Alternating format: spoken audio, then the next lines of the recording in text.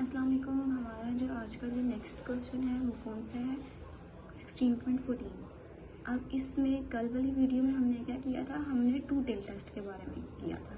अब इस क्वेश्चन में हम क्या पढ़ेंगे, इसमें हम 1 टेल टेस्ट के बारे में पढ़ेंगे। तो सबसे पहले हम क्वेश्चन पढ़ लेते हैं।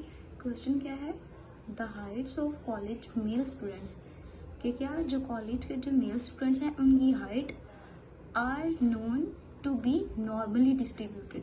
वो क्या कह रहा है कि जो कॉलेज के जो मेल स्टूडेंट्स हैं उनकी हाइट जो है वो नॉर्मली डिस्ट्रीब्यूटेड है।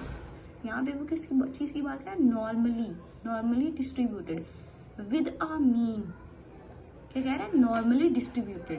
तो जब हम नॉर्मल डिस्ट्रीब्यूशन की बात करते हैं तो नॉर्मल डिस्ट्रीब्यूशन का जो मीन होता है वो हमारे पास क्या होता है, म्यू। तो वो क्या कह रहा है, विद अ मीन ऑफ 67.39। तो यहाँ पे नॉर्मली डिस्ट्रीब्यूटेड की बात करें, इसलिए यहाँ पे जो हमारा जो मीन है ये जो है 67.39, ये क्या हो जाएगा हमारा म्यू।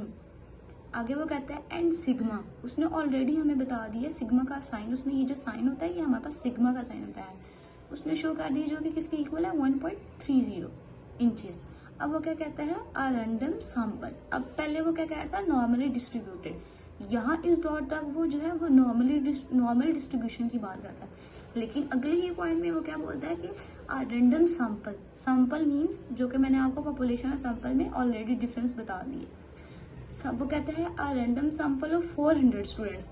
400 स्टूडेंट्स मीन ये जो एन हमारा जो ये जो 400 है ना, ये हमारा क्या हो जाएगा, हमारा एन हो जाएगा। वो कहता है showed a mean height of 67.47 inches. अब जब हम सैंपल की बात करते हैं तो सैंपल का मीन जो है वो हमारे पास क्या है, ये जो मीन उसने दिया ये क्या हो जाएगा हमारे पास x बार। ठीक है, आगे वो कहता है कि use a 0.05 significance level. Significance level means alpha. अब वो क्या कहता है, टेस्ट द हाइपोथेसिस। उसने हमें ऑलरेडी हाइपोथेसिस दे दी है। वो कहता है मैंने हाइपोथेसिस बना दिया, आप इनको टेस्ट कर दें। तो पहला हमारा एच नोट क्या है, म्यू इक्वल्स टू 67.39। और वो कहता है against the alternative. Against mean जो हमारा ऑल्टरनेट करता है H1, वो क्या कहता है, म्यू इज ग्रेटर देन 67.39। अब यहाँ पर कंफ्यूज नहीं होना कि यहाँ पर H नोट में तो हमारा म्यू इक्वल्स था, तो H1 में हमारा नोट इक्वल्स टू क्यों नहीं है। जब वो हमें उसने यहाँ पर अगर हमें स्टेटमेंट जो दे दिया एज इट इज, वो फिर हम वही लिखेंगे।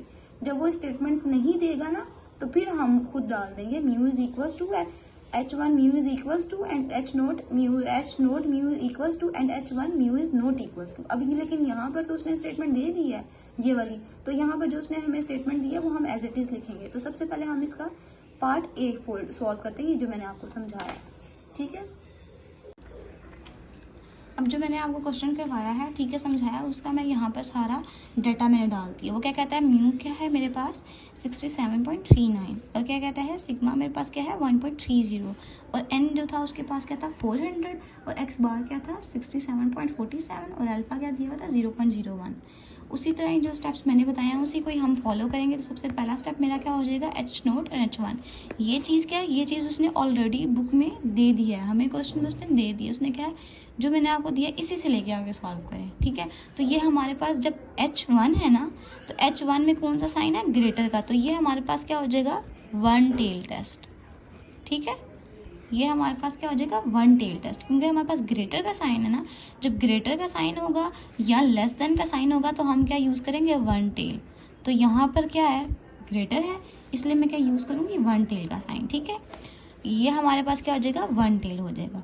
अब नेक्स्ट स्टेप क्या आता है, उसी तरह लेवल ऑफ सिग्निफिकेंस, जो कि उसने हमें ऑलरेडी अल्फा दे दिया था 0.05।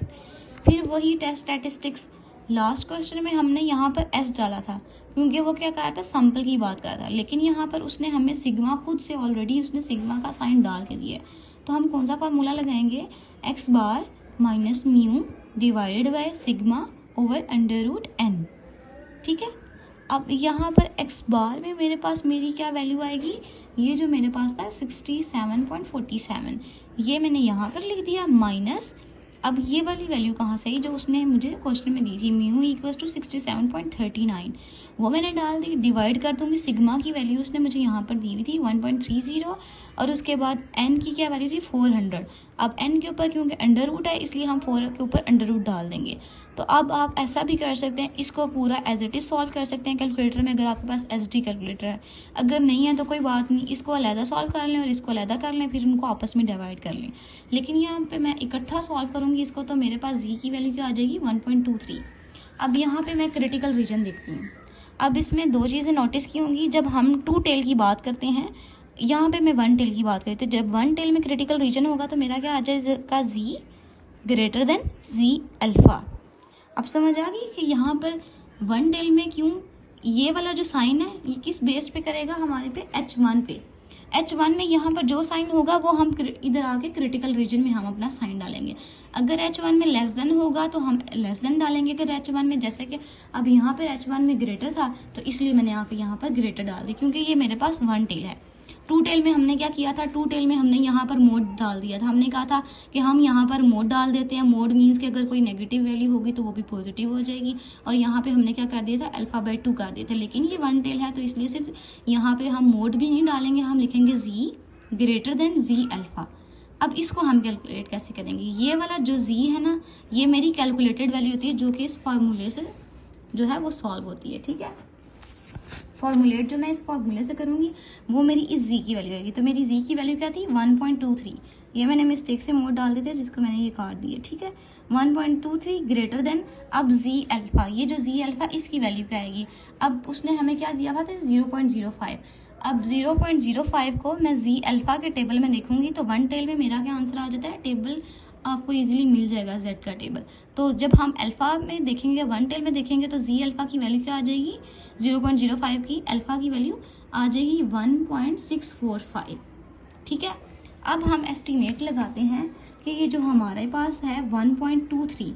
ठीक है, अब 1.23 क्या बड़ा है, ग्रेटर का साइन क्या आता है, क्या शो करता है कि हमारे पास जो है ये चीज़ 1.23 बड़ा है या 1.64 से ग्रेटर, ये शो करता है। लेकिन हम अगर इक्वेशन को समझते हैं तो क्या है 1.23 क्या है, छोटा है इससे। तो जब ये स्टेटमेंट छोटी, ये वाला साइन छोटा है तो हम क्या करेंगे, लिखेंगे the calculated value z equal to 1.23 not falls in the critical region. Critical region के अंदर फॉल नहीं कर रही। नॉट फॉल मीन्स क्यों नहीं कर रही, क्योंकि क्रिटिकल रीजन क्या कहता है कि ये वाली वैल्यू जो है ना इससे बड़ी होनी चाहिए, ये वाली वैल्यू बड़ी होनी चाहिए। लेकिन हमारी ये जो ये वाली वैल्यू है वो इससे छोटी है, ये वाली वैल्यू हमारी छोटी है। हम क्या लिखेंगे, not falls in the critical region. तो that's why we accept H naught and reject H1।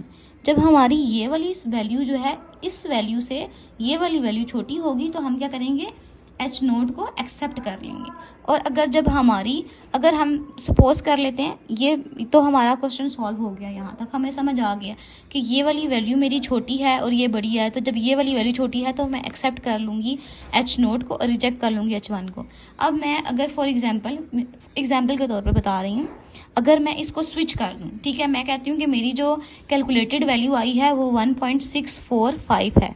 ठीक है, और मेरी जो टेबुलेटेड वैल्यू है 1.23 है। ये मैंने एग्जांपल के तौर पर लिया। क्वेश्चन सॉल्यूशन जो है हमारा ये है, मैंने सिर्फ समझाने के लिए लिया है। अब वो क्या कह रहा है क्रिटिकल रीजन में कि ये वाली वैल्यू जो है बड़ी होनी चाहिए इससे। हम एज्यूम कर रहे हैं ना, क्योंकि हमने यहाँ पे स्विच किया है, वो क्वेश्चन का पार्ट था, ये मैं अलहदा से बता रही हूँ कि अगर ये वाली वैल्यू बड़ी आ जाती तो हम तब क्या करेंगे। अब 1.6 जो है वो बड़ा है ना 1.2 से, तो हम क्या करेंगे, रिजेक्ट कर देंगे H नोट को और एक्सेप्ट कर लेंगे H1 को। ठीक है, हम क्या करेंगे, जब हमारी ये वाली वैल्यू मैंने स्विच की ना, मैंने तो वैसे एग्जांपल के तौर पर समझाया, जब ये वाली वैल्यू जो है इससे बड़ी आ जाएगी तो मैं क्या करूँगी, रिजेक्ट H नोट कर दूंगी और एक्सेप्ट H1। लेकिन यहाँ पे मेरे क्वेश्चन में क्या है, ये वाली मेरी वैल्यू छोटी है और सेंटर में ग्रेटर का साइन है, तो ये क्या हो जाएगा, हम क्या करेंगे H नोट को एक्सेप्ट कर लेंगे और रिजेक्ट कर देंगे H1। ठीक है, तो ये हमारा पूरा आज का क्वेश्चन था 16.4 का पार्ट A।